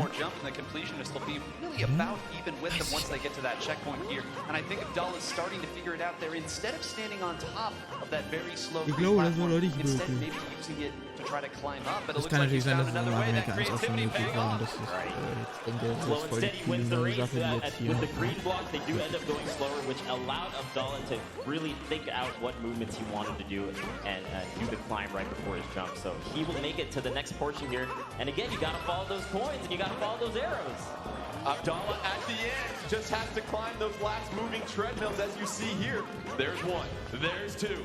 And here's one of those on-off switches that can affect so many different things, but Cat Mario making, oh no, Abdallah misses the exclamation mark and has to go all the way back to the bottom. Here comes the completionist in the block portion. Is there enough time for him to catch up? Don't forget, they're racing our winner from the earlier round right now. We'll see how that time stacks up as Abdallah reaches the top of the pole first. And we'll have 30 more seconds for the completionist just to play around with Super Mario Maker 2 and have some fun there. Yeah, I think he's trying to complete the level right now, and he really wants to see what else is in there in this level. I appreciate it. I like 16 seconds left, but you talk about the different physics that you have to get used to, and already you're implementing traps and hazards from 2D side scrollers. You've got Super Mario 3D World and Cat Mario trying to handle that. You've got springs, moving blocks, so many things you have to account for here, Nine. Yes, and I think that right here, as we do see that time tick away, it really was not understanding the Cat Mario physics that kind of threw him off there. There was a chance to climb the wall earlier, but instead looking for a more traditional wall jump. I think maybe a little more familiarity, and that would have gone quick. It's surprising how high Cat Mario can jump. Wobei in der ersten Runde können ja nicht so viel glide, verlieren, das ist ja especially einfach that nur ein portion bisschen just zu to warm make werden. your way on up, but that glide can really throw you off sometimes. Ja. Yeah, the Cat Mario definitely is a little bit difficult because in the portions like that, you're trying to just go and do the wall jump as soon as possible, but actually doing the climb just a little bit so you can time your jump and get a little bit more height is very crucial for that particular portion of the level. So Abdallah wins the head-to-head matchup against the completionist. We do want to clean up one thing. In that prior race with Yellow Killer Bee and the Dragon Feeny, their graphics were on the incorrect side of the screen, so the Dragon Feeny actually winning that first round. And we'll see how her time stacks up against Abdallah. I believe she had the fastest time, so she'll get a chance to choose her teammate in the second round. But already early on, Nine, we saw that on a given level, you can go left or right, and sometimes choosing the right path that plays to your strengths is all the difference in the world. Well, it's all about the strengths, and we saw trying to shift back over to the left side after a little bit of struggles on the right side there. That's where those split-second decisions come in, because we've seen how fast these players can get through a level that they've never seen before. There really isn't that much room to mess up. And you saw the Kart Mario portion in the car. Very difficult for the completionist at times because you have to maintain that momentum. Not much of a problem for Abdallah. Yeah, no, the Cooper car is it's kind of difficult when you're not sure what's going to show up next, right? Because you have to keep your momentum, you have to keep your speed throughout that level, and then there's also one portion where you're not supposed to jump, where it's on the rest of it you're supposed to jump. So keeping all of that in mind is actually quite difficult as it's going so fast. Well, let's take a look at the times after our first round in the 4 speed runs and see who had the fastest time. And it looks like the Dragon Feeny in 3:11, Abdallah 33 seconds behind. And you see Yellow Killer Bee and the completionist unable to finish due to the speed of the Dragon Feeny and Abdallah. And we've been told that the Dragon Feeny, for her teammate in round 2, has chosen Yellow Killer Bee. So interesting choice right there, but you saw Yellow Killer Bee wasn't too far behind the Dragon Feeny, and now they get set for the co-op course, and this is where communication comes in. It's so important, and that cooperative play as well too, Nine. Well, player 2 is always important whenever you're going through a game like this, and it's really important that someone, I think, becomes the shot caller in these situations. Some of these puzzles are going to really rely on somebody saying, all right, let's look at what we've got here. We're going to time this in 1, 2, 3, something along those lines, because we saw a little mess up can send you down far, and I have no doubt that this level is going to be the same way. And I'm really curious who the little brother is between the Abdallah and completionist, who's going to get that second controller that doesn't get used too much. It's been rolled up for a while as well too. And you mentioned working together, and another fact of this game that we saw earlier in the first course, the on-off switch and how that might be implemented. Perhaps we see that more in these next couple of courses. Yeah, it definitely will help out with the timing of things. You know, in a 2-player mode, if you have on-off switches, one person might have to turn on the switch, the other person would have to adapt to what that changes in the course map. So I think that could be very tricky and very interesting to see in a game like this. But as Nine said, I think a lot of it's going to be coming down to timing and how well you communicate with your ally. So I think maybe part of the reason why Dragon Feeny chose Yellow Killer Bee is perhaps, you know, they've been hanging out a lot throughout this weekend, so maybe they have some good synergy that might help them out at this next level. Synergy, nice business word right there. I'll see that on my next PowerPoint presentation. And Nine, as you get set for co-op mode, and what we saw in this first course is, it's almost like you walk into a section of these courses and you have to perceive everything around you and figure out, how do I solve this puzzle? And now it's going to be implementing most likely that second player. It's not just something you can do by yourself while your partner kicks back and drinks some lemonade. Well, you do have 2 people, so it should reason that you can now figure it out twice as fast or something like that. So the communication is going to be just as important as what's going on in the game itself. And also just the execution of the different moves that Mario can do. We saw that with Cat Mario, some of these players struggling as well too. You have to be very familiar with these power-ups. And it looks like our teams are set to go. Round 2, our co-op course here at Super Mario Maker 2 Invitational 2019. The Dragon Feeny and Yellow Killer Bee taking on Abdallah and the Completionist. Let's get ready for the countdown here, folks. 3, 2, 1, and let's hit that start button here. As we said, it's co-op mode, Mario Luigi, a little Super Mario World action here, Yes. Nine. I know a lot of the competitors, when we were talking to them, said they are very familiar with this. So if there's ever going to be a mode that they will know what to do, this is going to be the time. Early on, you see a bit of an obstacle here, trying to get to the top shelf. There's an on switch just staring you in the face. Dragon Feeny, Yellow Killer Bee, that figured it out. But now they've got to advance Luigi on the bottom. They're starting to slowly figure it out. Hitting those on-off switches, opening up the gates, allowing them to progress here, Vish. Yeah, like we're talking about, one person is doing the on-off and the other person is just waiting. And in this particular moment, this is where the timing matters, right? Because he has to turn the switch on, and then the blue block will appear, and he has to jump on it. He has to do that 2 or 3 times, and they both make it to the second round at basically the same time. Both teams sneaking through the door at the same time. Now you see a swinging crane floating at the top. They're trying to jump off of each other's heads to grab it, use those physics to advance. Oh, Dragon Feeny and Yellow Killer Bee moving forward, but there is a P block right there. It'll be interesting to see what happens with that switch here, Nine. The best prize that you could ever get at the end of a crane game. Dragon Feeny and Yellow Killer Bee move. They both get in at the same time. I cannot believe how close this is already. And now we see the switches again. It's going to be very important that they identify this because they are both moving at incredible speed. And you see Abdallah and the Completionist slightly further ahead than the Dragon Feeny and Yellow Killer Bee. Don't forget, whatever team wins advances to the finals where they face off against each other. Abdallah and the Completionist hitting that POW block, getting the spring to go. Mario trying to jump up with that spring, advances. Luigi on your right-hand side, just a few seconds behind here, Fish. This is a really tight race. They are just neck and neck right now. They're really figuring out all the things they need to do and like throwing the POW block up there to get the spring. And now they just have one more little obstacle to complete here. They already passed the POW block to the top there. That timing. Past the gravy and past the POW block as that vine comes down. And Dragon Feeny, Yellow Killer Bee, they advance. Abdallah and the Completionist, kicking it too high. Das It können is wir auch exhausted having to grab a new POW block. Here comes another on-off section here, though, Nine, and this is going to require a lot of communication, it looks like. This one is a little bit tricky. The last time that we saw this switch, it was a little bit more obvious what you need to do. Here, there's going to be some bouncing that's involved. You can't get to it with a normal jump. Abdallah and the Completionist now equal with the Dragon Feeny and Yellow Killer Bee. And this is what we talked about. Seeing a puzzle in front of you and figuring out what do I do with all the tools at my disposal. Right. I think just even like exploring a level or just like going through and seeing what options you do have could really help you out in a juncture like this. You see Abdallah and the Completionist on that left-hand side trying to jump onto the red block. They advance Mario right there. Ooh, what do you do here, Nine? This looks precarious. Well, they got to figure it out quick. 1, 2, just a little late. The right idea. But unfortunately, the right idea is not enough. You got to start all over again. And it comes to the execution we talked about, Vish. You can have the right idea, but at the end of the day, your thumbs have to be in sync with your brain. Yeah, I mean, in a speedrun like this, you usually get like one try at most in terms of learning that kind of idea here. So he can't mess up again because you have to start all the way from the beginning. Will he get the timing down this time? You can see them biding their time. He barely missed the gate on him. Jetzt weiß ich auch, was man machen muss. Oh, no. Abdallah and the Completionist going back to the beginning. Meanwhile, Dragon Feeny, Yellow Killer Robin, Bee falls still noch trying to find the zuschaust, rhythm. ne? But Sowas Nine, müssen wir this dann is auch mal an machen. important point. Wenn wir See den a Mario trap. Maker zum How Tim, du quickly auch. can you go back through the puzzle, Mario give Maker yourself as many Co-op chances as Streams. possible.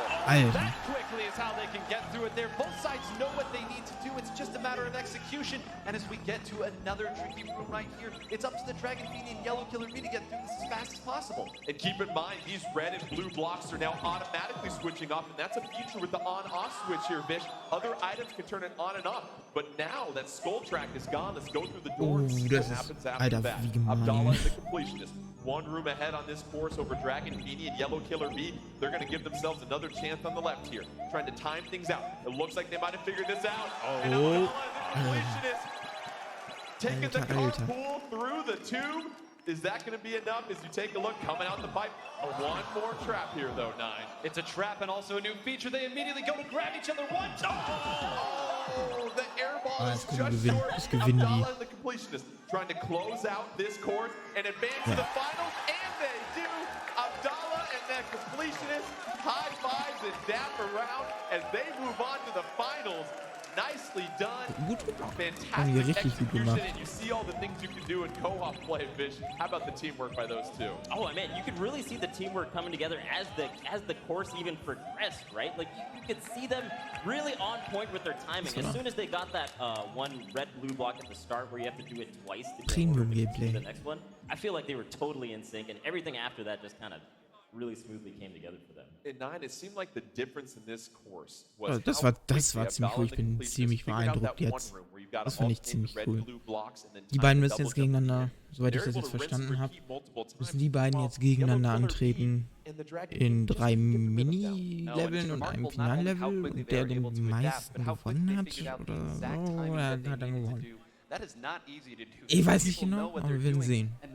Aber es war gerade ziemlich spannend. Ich finde das cool, das sollte Nintendo öfter machen. So Invitationals. Irgendwas anderes, weil so Splatoon, Smash Bros, ja, aber sowas ist doch cool. We do have a finals to get to, and it'll be 3 objective-based courses and then 1 finals course as well too. And this is where things get fun, because now you've got different ways to finish courses here. You see round 1, the Dragon Feeny had the fastest time. She chose Yellow Killer B. However, Abdallah and the Completionist, with a bit of an upset in the second round, they'll pair off against each other in those finals. And as we said, the courses and the ways that you can complete them now, it's going to involve probably more puzzle solving. Right, and this is a new feature that we have here, the ability to have clear conditions and then touching the flagpole or whatever it may be that's at the end of the level. And there's different things that you can do. You can perhaps maybe collect a certain amount of coins, hit a piece. Ich glaube, ich bin nicht der Einzige hier gerade, der das cool findet, oder? Realizing what you have to do, and these are probably going to be shorter courses as well too, Fish, so less margin for error. Right. I think taking your time with courses like this really will pay off, because there's going to be little precarious traps as you go along, right? So, and there's going to be levels where you may have to like escort something, you may have to have an item along with you, you might have to collect all the coins as you mentioned. So being very wary of what's coming up ahead while going as fast as you can is going to be really the crucial portion of this. Well, let's get set for our first course in the finals, the first of 3 mini courses that are objective-based. So keep an eye out for what that objective is. It'll appear at the bottom of your screen here shortly. We've got Abdallah versus the Completionist, course 1 of the finals. Let's get this countdown started here, crowd. They were really chummy in the previous game, but now the gloves are off. Now they got to play against each other. Oh, look I see a firm crowd from the Completionist. He's ready to go. 3, 2, 1, and let's roll here. Wen seid ihr? That play button at the same time. Finals 1, a little Super Mario 3 Weiß es here, nicht. 9. Well, you knew we were going to get it coming up eventually, and it's going to be reaching the goal after hitting all, in this case 1, piece. Well, let's see what we have here. You go through the pipe, and there's a mushroom, and up. Just like airplane seats for me, too big to get through there, Fish. Yeah, that's our first peek at the night mode feature that we have in Super Mario Maker 2. And it looks like there's twisters here as well, and we also have the little sandstorm feature, which is going to push you through that little area that's too difficult for you if you were a big Mario. Abdallah trying to figure out which jigsaw piece can complete this puzzle right now. Can't make it through that pipe as long as you've got those twisters at the bottom. Hits the on-off switch, trying to mess around with the twister on the right-hand side. Meanwhile, Completionist, knocks the twister off right there, and seems like both players still trying to kind of figure out how this course works here, 9. Right, and you called it a puzzle earlier. It absolutely is, and everything that you see right here is self-contained. Both of them have gone through the door, they've gone back through the pipe, and it looks like the Completionist is starting to figure it out, escorting that twister all Bist the für way links? to the end. Almost there, gonna have to get it to drop. Ich weiß es tatsächlich nicht. You'll notice that twister doesn't move to any empty block. It'll return back, but the twister drops down for the Completionist. Looks like our crowd is starting to kind of figure out this puzzle as well, too. Now it just comes down to that execution piece we talked about, Fish. Right, yeah, I think both players are kind of figured out the mechanics of this level and how to get the twister all the way to the right, left side there. And finally gets him all the way down, and that's going to move the P block all the way there, and he is going to be able to get it out. P switch ready. Wait a minute. Just carries it. Don't you hit a P switch when you see it, Fish? You should hit He's carrying it like a watermelon at this point. He hits the P switch. The Completionist, first one through the pipe. Abdallah still trying to hit it. Completionist. He gets the mushroom at the end, and the Completionist wins the first course, giving him a 3-second head start in the finals already. And That's what we saw at 9, the ability to recognize a puzzle and how quickly can you rinse and repeat. Well, talk about a margin for error here. They both actually did the same thing. They took the P-switch up to the block on the top right. The only difference is that the completionist did not let the block go. We saw Abdallah do that, and once it's up there, you can't grab it again. It's floating in the air, you're floating in the air, and we didn't see it there, but he actually had to reset the level anyway. And it goes back to the mechanics of not only Mario, Vish, but the different traps and hazards you're going to see, understanding how those twisters work and how you can't go through the pipe and you can't go through if you're carrying anything. Yeah, that's a new feature here in Mario Maker 2, so it just kept you all the way up there, and it's a P-switch. You gotta hit the switch, man.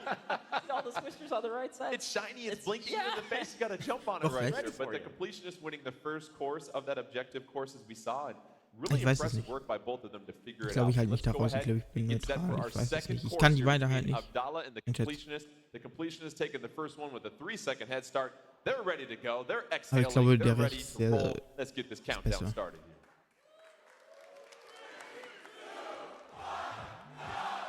All right, we've got our second course here in 9. What are the rules for this one here? Reach the coin, or the goal, after grabbing all 100 coins. You do have to reach the coins, in fact, 100 of them. And you see right there, that flag is not yet there. Let's hop into the pipe and see what we've got.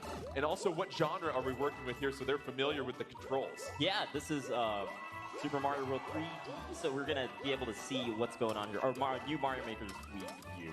So we're going to have the completionist on your right-hand side, using that wall jump and those swinging cranes. Abdallah flying forward right now. Gets Propeller Mario and ich glaube, trying to go to the top. And you see those das wird ziemlich knapp zwischen den beiden. Ich glaube, blowing through this course. That's 90 coins right there. Needs to find 10 more. And if you look up to the top of your screen, another new feature, 10 coins in one. You saw a few blocks get broken right there. I think Abdallah already knows. It's just on execution, but watch out. The completion is not far behind, but that's all 100.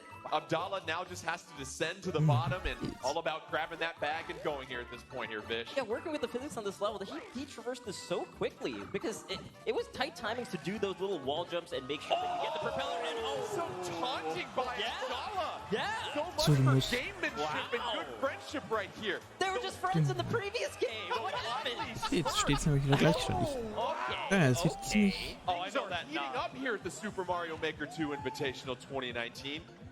Friends are now foes. Abdallah rubbing it into the face and beard of the completionist right there, Nine. That nod that the completionist gave was not a happy nod. That was all right, we got one more. Yeah, let's see who gets the lead. That's a you cut me off in the buffet nod right there. No, thank you. 1-1 is the score now, so neither player with a head start in the final course we'll get to. We're ready for course number 3. Let's keep this action rolling here, crowd. You know what to do when that countdown begins. Let me hear you sing.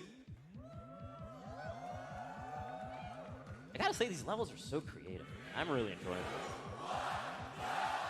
Third objective-based course here. 9, go ahead and break it down for us. Reach the goal while riding Yoshi. I know there's some Yoshi fans in the crowd. Come on, who doesn't love him? Right at the beginning, you get to jump on him, but it looks like there is a world of pain waiting for them. A lot of saws, and that's not something Yoshi likes. Yoshi bouncing off the cannonball on the left-hand side for Abdallah. Slight lead, hits the off switch. I wonder what comes out of there. Avoiding the fire, but a twister sends him straight into the spike. And Abdallah losing a life right now. Oh, but the completionist able to move forward, ducking underneath the saws, and you see some dripping water. Avoids the icicle falling down, but then that pink bumper knocking him off, and you got to be careful here, Fish. Yeah, that being said, I feel like the completionist really went through that stage quite fast. He was able to duck under the saws really well, carrying the momentum while he slides. And then he also went through the icicle portion pretty quickly. And now he's already on the second part, and we're going to see seesaws here. You're going to have to make sure to put your weight on the right portion and jump. According completionist finished that so fast. Under a minute. The completionist not rubbing it in. It's all business. You see the collar. You see the suit jacket right there. He'll take a 3-second head start into our final course. And how about that? Dancing Vielleicht kommt ja around noch ein the großer hazards of that Finalkurs. entire level 9.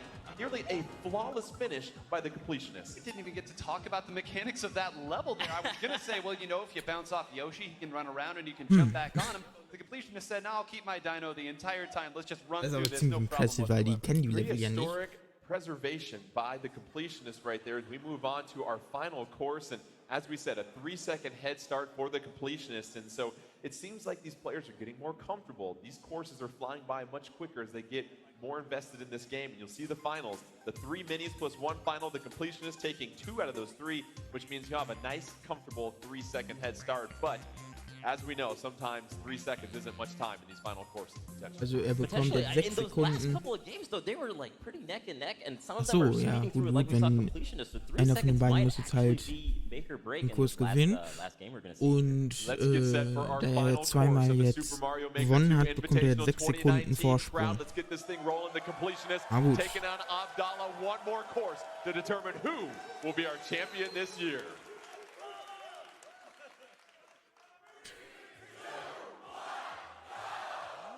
Let's get set. Oh, the completionist hitting the start button first. Obviously, you get that 3-second head start, so that's great right there by Abdallah, honoring that. And of course, there's going to be lava here, 9. Of course there's going to be lava, and this was the one that we hadn't seen Alter, yet. was We're das denn? taking it back all the way to the classic there, and neither one of them clearing it so far. A little stumble there at the start, but of course lava. I wonder who we're going to see at the end of this. The completionist able to stay alive and dance around the icicle, trying to get some momentum, waits for that lava to fall. We get to the next section here. Abdallah slightly ahead, grabs the swinging crane, but oh, we've got a big boom boom floating down right now, 9. Look at how quickly Abdallah went across that, and the speed being too much. The completionist taking the more cautious route meets the same fate. They're going to start again. I'm starting to think those 3 seconds may not matter too much. And Bish, this is where rinse repeat becomes very important because you're going to get back to the same part that you stumbled against. How quickly can you get back to that same area? Definitely. I think it's going to be like a huge learning process as they traverse this level, right? And that 3 seconds allowed him to get maybe 1 extra try.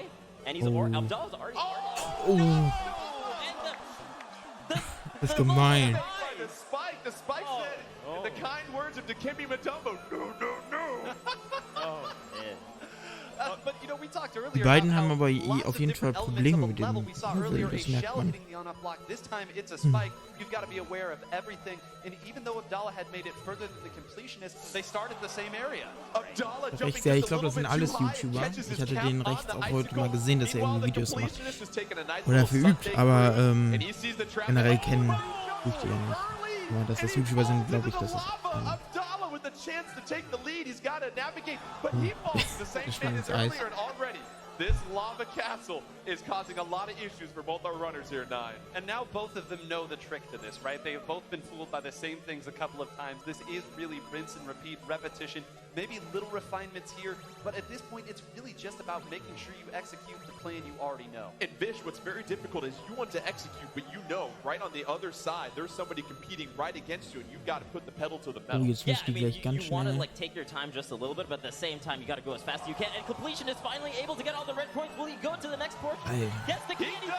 does. He's there. But what is waiting for him on the other side of that door? Uh-oh, it seems Oh my God, he just does it. He does that right away. the castle and reaches the first checkpoint. Here comes another interesting part. Has the icicles falling, staying on the moving platform, Okay. but oh! Thank He goodness falls. for checkpoints. And all of our excitement, Abdallah moving forward, and he's tiptoeing on this moving platform, but he falls to the same fate as well, too. And this is tricky here, 9, because those icicles are falling faster than the platform's moving. Right, and I think Abdallah has already done it. You saw that he is starting much further back on the platform and just inching his way to the right, staying clear of them just a few more feet, and gets to the next portion, but what waits? Just like getting candy in the middle of the night, you have to tiptoe down Das the wird knapp, hallway. Abdallah moving glaub his ich. way up the spikes to some more swinging cranes. Tries to go underneath the icicle here, and this is where that risk reward and speed factor comes in here, Fish. Right. With the swing crane, you can use the momentum to start the fall of the icicle, and then from there, able to get to the next swinging crane. So using all the physics of these new features in Mario Maker 2, and using the physics there to be able to jump on the opposite way from the swinging crane. I like that. And don't forget, slopes just don't go downhill. If you're an optimist, they go up as well too, 9. And here comes an interesting part with some binds, and Abdallah being like Tarzan, just being very careful swinging bind to bind. This is interesting. I think Abdallah's been the more aggressive of the two players, but here saying, all right, let's just get across this. If I fall, I have a long way jetzt back auch up. geschafft. As the completionist says, hey, wait a minute, I'm climbing this mountain too. And Abdallah also saying one hazard he doesn't like, the solo spikes from the original Super Mario Brothers. And you see it right there, those watermelon-looking bouncers making this climb to the summit just a little bit tougher. But Abdallah navigating that section. Now he has a slope with some springs here, Fish. And they all mentioned how much they dislike springs. There's a lot of springs in this portion, and you fall all the way down if you end up messing up this portion here of the swing claw. This is very tricky. I think this is where risk reward really comes into play, because you don't want to fall all the way down and have to redo this entire course. Completion is not too far behind, using those swinging cranes to make his way up the mountain. Abdallah trying to figure out the seesaw with the twister. A lot of components here, and once again, you have to be familiar with the mechanics of these hazards here, Nine. And you see right there, just not enough height to get up there. Gonna try it again. Abdallah knows what he needs to do here. He needs to manipulate where that kann twister er rechts is jetzt and lower natürlich him on the richtig seesaw. aufholen. Meanwhile, on the other side, the completion is never far behind. He's on the vine portion as well, too, so we er know hatte he's jetzt ein hot on the bisschen heels of Probleme mit Abdallah. Abdallah dieser is playing on the playground right now with the seesaw and the twister, trying to figure out how do I get him to that diesem break? Rätsel. Another puzzle-solving component here, Fish. Yeah, and I think he's finally Jetzt figured hat it er out es where he geschafft. got him all the way to the tippy top of that seesaw, and now he will make his way to the next portion of this fork pipe. But Completionist not too far behind if he can figure out how to do these Und nächster swing claws really Checkpoint quickly. für ihn. Checkpoint reached by Abdallah. You see some more rising lava, a lot of Goombas trying to crowd the Oh, club. da- There he is. There's Bowser, but it looks like Bowser has updated his home security system. A couple more obstacles to try and take down King Koopa. Alter, This wie gemein really ist the das? puzzle here. Can they figure out the quickest and most efficient way? You see some spikes on top here. Gonna swing over there, and you look, Abdallah is taking his time right now and jumps a little too high. Earlier, you wanted to jump as high as you could on the crane. Not so much in this portion. Have to watch your head, but you see the on-off switch will block the Goombas from coming out of the pipes. You have to navigate the huge fire breath coming in from Bowser. And this is where it gets tricky here because you saw those 3 icicles, and we always know 3 is the magic number here, Fish. Right. I wonder how many icicles it'll take to get this Bowser. Okay, the third one goes, and then he thought it was going to be 3 as well. That's why he fell on top of him. You thought it was going to take 3. The completionist, though, Alter, getting ready das- to go down the chimney, and boy, does he have some Das wird gifts for spannend. Bowser. Bowser's been working out. It takes more than 3 now. Yeah, What's going on? Bowser hitting the gym, eating some protein, getting some greens in his system. Also wenn The Completionist das jetzt im First Try hinbekommt,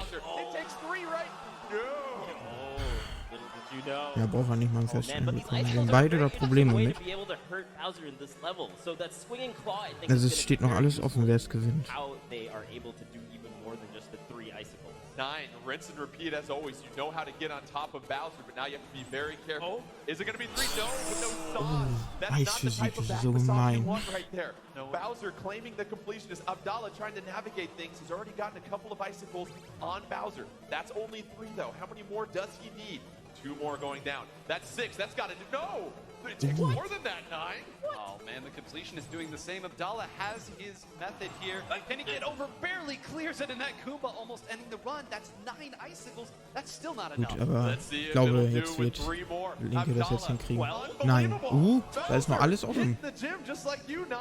What's going on? How is it 12 hits is not enough for Bowser? Where has he been this whole time? He's been training. The fire keeps coming. Bowser does not want to champion. Oh. Abdallah knocks out Bowser. Now he just has to navigate the swinging crane. A couple more icicles. Watch out for the sauce. And Abdallah gets the axe, knocks out Bowser. And that will do it as Abdallah is victorious. And he is your Super Mario Maker 2 Invitational 2019 Grand Champion. Oh my goodness. What a crazy last level there. The way you take on Bowser was so creative. Das war cool. I think out of everything in that level there, 9, the thing that surprised people the most. Ja, bauen wir mal das so schwere. Ich werde auf jeden Fall, Tim, ich werde dann, wenn ich regelmäßig mache, noch dazu streamen, dann natürlich Level spielen. Also bauen wir schöne Level. Recognize how tricky the method that Abdallah was using was, because every time he jumped out, there was a chance that the RNG of Bowser's fire would be there. He almost hit a Goomba as well, and as we all know, every time Mario takes a trip back to the beginning of that level, it resets the health, and Abdallah standing at center stage right now, championing the crowd. Well, we have a champion, and to present his hardware, everybody, please welcome the producer for Super Mario Maker 2, Mr. Tezuka. Hallo.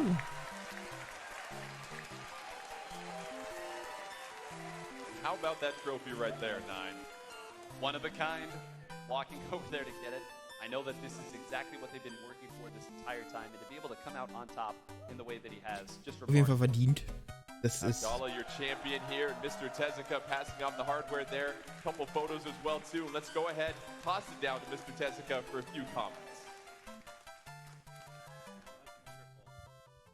改めましておめでとうございます。アブダラーさん。Congratulations to you, just again. 本当はね、上の土管から登場したかったんですけどもちょっと危ないからどうしてもやめてほしいということでここから出てきました。 So I actually wanted to enter the stage from that pipe, but I was told by the staff that would be too dangerous, so they told me to stop. 素晴らしい試合でしたね。本当にどちらが勝つか分からなくて。 That was a really great final course you guys played, and I had no idea who was going to win right up until the end. Der war mit Miyamoto zusammen für das Leveldesign vom ersten Super Mario zuständig, ja, unter anderem. So I actually played these courses myself in Japan, but I was unable to clear any of them. 制作者ですけども、このゲームのスタッフですけども、なかなかね難しいコースは苦手です。 So yeah, even for the staff of this game, these difficult courses are really tricky for us to play. すごいスーパープレイでした。 So, but you were truly amazing. It was a super play that you put on display for us.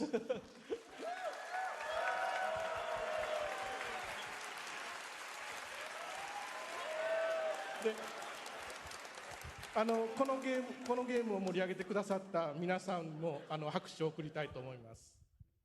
このゲームを盛り上げてくださった皆さんにも拍手を送りたい。 And I also want to applaud you guys for raising such a good cheer for the entire play we saw today. Thank you. Applaud yourselves. Ja, der wollte, was mit der Röhre war, der wollte ursprünglich durch diese Röhre da an der Decke runterkommen auf die Bühne, aber dann wurde ihm gesagt, dass das zu gefährlich sei. Nintendo のツリーハウスのメンバーが頑張って作ってくださいました。 So these courses that you saw today were created by members of Nintendo's Treehouse. このトーナメントのデザインもみんな彼らが考えてくださいました。 And they also thought up all the details for the tournament today. これ皆さん遊んでみたいと思いませんか？ So would you like to give these courses a try yourself? もうすぐこれ発売されますけども、その後、皆さんにも遊んでもらえるようにちょっと今考えてます。 So this game is going to be coming out pretty soon, and we're thinking of a way to make sure all of you will be able to play these courses as well.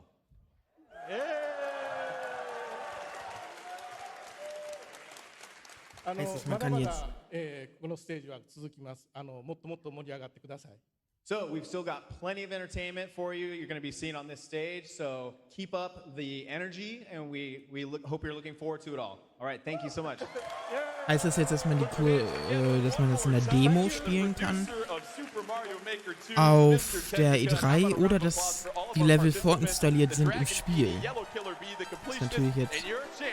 Abdallah, that'll do it for the Super Mario Maker 2 Invitational 2019. Don't forget Super Mario Maker 2 drops June 28th, so make sure you grab that. You'll get a chance to play some of these fantastic levels. But Ja gut, die sind im Spiel vorinstalliert. Dann werden wir unser Glück auch mal versuchen. Das kann ich jetzt schon mal sagen. Das werden wir mal gucken. Next, here at the theater at Ace Hotel.